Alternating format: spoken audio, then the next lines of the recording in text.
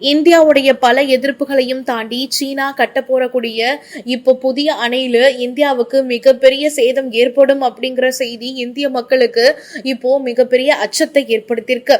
சீனா இந்திய எல்லையிலிருந்து வெறும் 50 கிலோமீட்டர் தொலைவில் இருக்கக்கூடிய திபெத்தின் யார்லங் சாக்போ நதியோடைய நீர்ப்பாசன பகுதியில உலகத்திலேயே மிகப்பெரிய அணைய கட்டக்கூடிய பணிகளை அதிகாரப்பூர்வமா தொடங்கியிருக்கு.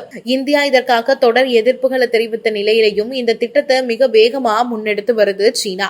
இந்தியாவுக்குள்ள சியாங் அப்படிங்கிற பேர்ல நுழைந்து பின்னர் பிரம்மபுத்திராவா மாறக்கூடிய இந்த யார்லங் சாங்போ நதியில சீனா கட்டக்கூடிய பிரம்மாண்ட அணையால இந்திய விவசாயிகள் பெரிதும் பாதிக்கப்படக்கூடிய அபாயம் ஏற்பட்டிருக்கு. அது மட்டும் இல்லாம திபெத் மற்றும் இமயமலை பகுதிகள் நிலநடுக்க கோட்டுல அமைந்திருப்பவை.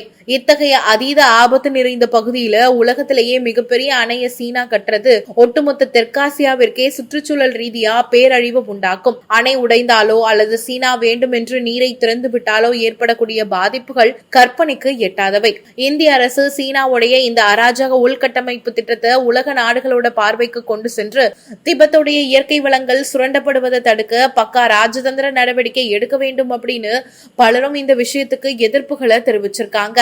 இந்த நதி இந்தியாவுல உற்பத்தியாகி சிறிது கிலோமீட்டர் தூரத்துல சீனாவுக்கு நுழைந்து பின் இந்தியாவுக்குள்ள நுழைந்து நீண்ட தூரம் பயணித்து மேற்கு வங்கத்துல வங்காள விரிகுடாவுல கடலுடன் கலக்குது. இப்போ சீனா அணை கட்டி நீரை தேக்கினா பாதிக்கப்பட போவது டவுன் ஸ்ட்ரீம் இந்திய விவசாயிகள் தான். இதற்கு இந்தியா தக்க பதிலடியாக இந்த நதி உருவாகக்கூடிய இடத்தில் அணைய கட்டி நீரை இந்திய விவசாயிகள் பயன்படுத்தும் வகையில திருப்பிவிட வேண்டும் அப்படின்னும் பலரும் கோரிக்கையை வச்சிருக்காங்க. இந்த விஷயம் பத்தி நீங்க என்ன நினைக்கிறீங்க அப்படிங்கறத மறக்காம சொல்லுங்க.